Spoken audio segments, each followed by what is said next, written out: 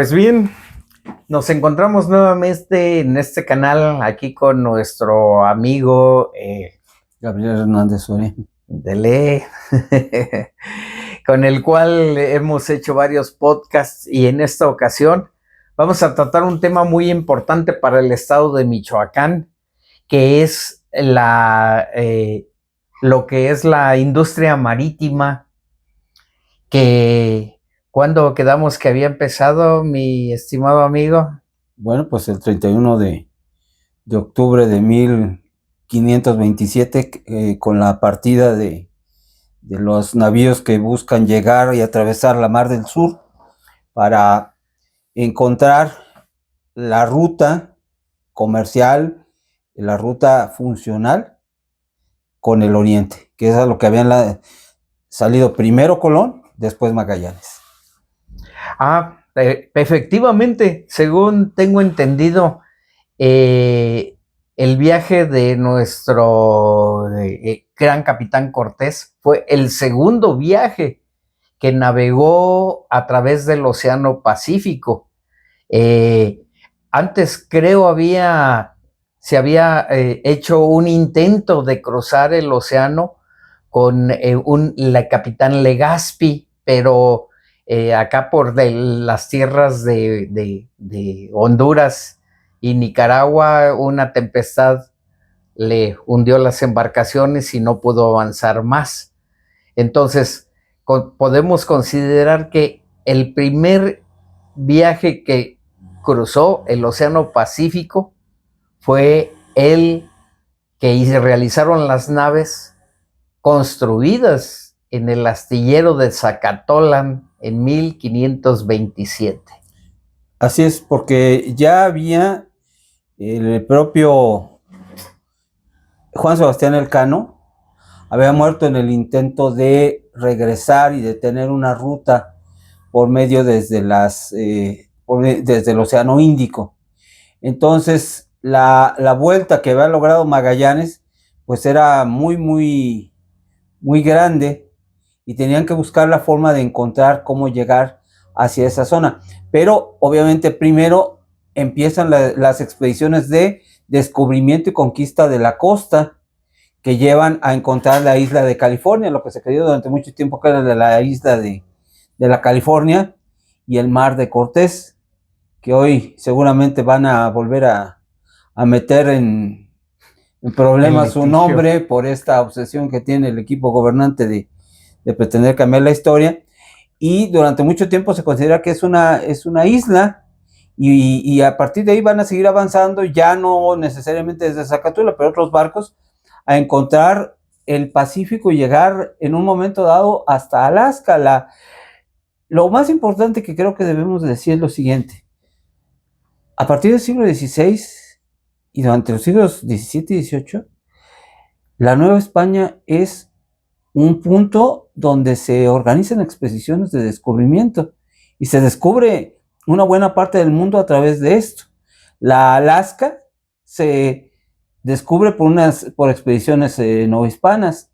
El propio tornaviaje, que es ya la culminación de la globalización, surge de la Nueva España. Entonces, Nueva España se convierte en cierto sentido en el centro del mundo, donde se cruzan los caminos que juntan ahora hacia toda la humanidad, como se pretendía desde el siglo XV con los viajes primero de Colón y los viajes de los portugueses. Ahora sí se logra que ya puede haber comunicación regular entre todas las partes del mundo. Sí, fue muy interesante esa época, sobre todo porque, de acuerdo al Tratado de Tordesillas, creo que fue donde se dividieron el mundo entre los españoles y los portugueses, ya que los portugueses habían viajado a través o alrededor de África para llegar al oriente, y los españoles estuvieron tratando de llegar al oriente mismo, pero en el viaje que el rey Fernando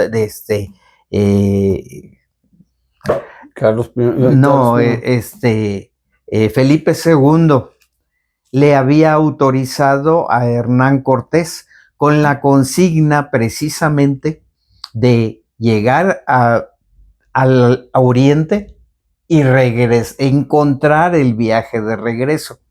Porque ya las fricciones con el viaje de Magallanes, que los portugueses, pues Magallanes era portugués, cuando hizo su viaje de circunnavegación, fue ya a las órdenes del rey de España, pero entonces los portugueses se dieron cuenta que habían atravesado por su territorio sin su permiso y montaron en Santa Cólera.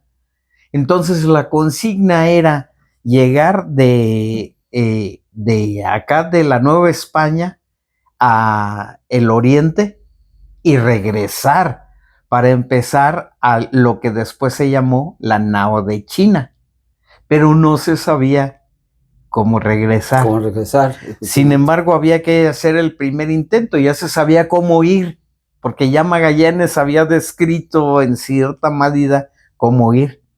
La virtud que tiene aquí México es de que con los informes que tienen ya de Magallanes, más los barcos que se construyeron aquí en Michoacán, en lo que ahora es Lázaro Cárdenas, ¿sí? Pudieron ellos navegar el océano y tratar de encontrar el retorno, lo cual después de 2 años y después de la muerte de su capitán Álvaro de Sayavedra, que por cierto era también primo de Hernán Cortés, ¿sí? Pues le ocasionaron la muerte y ese intento no fructificó. Aquí lo que tenemos que quedarnos con la satisfacción, en primer lugar, es de que en el actual puerto de Lázaro Cárdenas, hace 500 años, hubo una fábrica de barcos, que esa fábrica de barcos fue la que permitió los primeros viajes para conocer la costa. Fue un astillero que tuvo mala suerte por la cercanía que había de las minas de oro, por el impacto demográfico que tuvo la población con las enfermedades nuevas y también las enfermedades locales para las cuales los indígenas locales ya tenían una cierta resistencia, pero que para los hombres blancos que llegaron a la conquista del oro y a la fabricación de buques, pues era mortal. Esto hizo del lugar un sitio muy despoblado en poco menos de 30 años y no quedó nada, pero nos quedamos con la satisfacción de que hace 500 años y hubo ahí una gran fábrica, hubo un gran encuentro de culturas, hubo también un gran encuentro de bacterias, ¿sí? Y que fue el primer intento de lo que ahora podríamos llamar la globalización y el comercio con China. Fue un paso muy importante. Yo diría que no fue un fracaso, fue un paso muy importante que se dio para encontrar ese camino de entrada, saber que aquí en Nueva España se podían hacer barcos y barcos muy marineros capaces de atravesar el más grande de los océanos, resistir tanto tiempo. Se encontraron las maderas que usaba la tecnología local, maderas tropicales, maderas preciosas que no sufrían la pudrición que estaban enfrentando los barcos españoles cuando entraban a las tierras tropicales.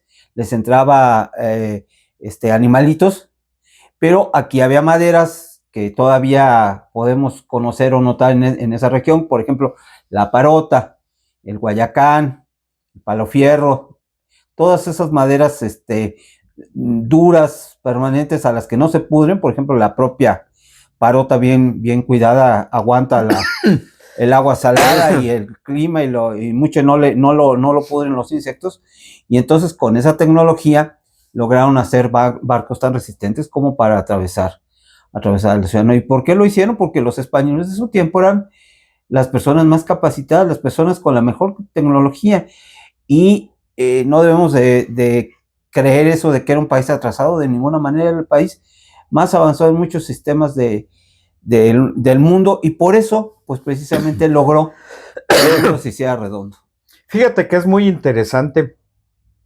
También ha habido varios estudios acerca de la navegación oceánica en la parte del Pacífico, pero no se tienen registros de que los indígenas del Pacífico hayan tenido una navegación efectiva, ¿eh? En el Caribe sí, desde que llegaron los españoles reportan que había piraguas, grandes embarcaciones, hasta para 30, 40 guerreros, y que las conducían con maestría. Pero aquí en el Pacífico, lo único que se sabe de la navegación indígena es un cierto rumor de que eventualmente venía una embarcación que llegaba a Zacatula proveniente de Perú. Esto no ha podido ser comprobado y tampoco se tienen escritos ni hay ninguna situación. También yo he visto cualquier accidente con las embarcaciones actuales, digamos una embarcación en Lázaro Cárdenas o en Zihuatanejo, que se queda sin motor y generalmente no tiene forma de regresar si no tiene ayuda externa. Entonces las corrientes, los vientos en el Pacífico son muy diferentes de los del Caribe. Y eso no permitió en forma prehispánica hacer una navegación efectiva. Ahora, los españoles traían otra tecnología, obviamente. Ya las embarcaciones que se construyeron eran de una capacidad de 50 a 100 toneladas. Esto quiere decir que, pues, no, o sea, competían por mucho con cualquier embarcación de las que se hacían aquí en México. Y eso nos lleva, desde luego, a pensar que las primeras embarcaciones que navegaron en las costas de la Nueva España, que hoy actualmente es la República Mexicana, se construyeron en el actual puerto de Lázaro Cárdenas, que antes era el reino indígena de Zacatoyan, de donde surge también a 5 o 6 kilómetros la primera villa española del Pacífico, que fue la Villa de la Limpia Concepción de María en 1523. Los nombres de cada uno de los habitantes se conocen, se sabe una ubicación exacta, no se ha podido encontrar, pero sí se sabe que estaba a 7 kilómetros del mar. Sabemos también que el astillero debió haber quedado muy cerca del mar, pero en un lugar en donde las olas no llegaban con tanta fuerza, y eso se encuentra en la isla del Cayacal, en donde aparentemente ahora está el puente Albatros, que era donde pues podía todavía haber agua salada, pero mezclada con agua de río. Pues hasta ahorita, como podemos ver, tenemos una celebración en puerta, y que ya en un próximo podcast estaremos dando más datos acerca de este astillero, su creación y su final. Por ahora, amigos, es todo. Perfecto.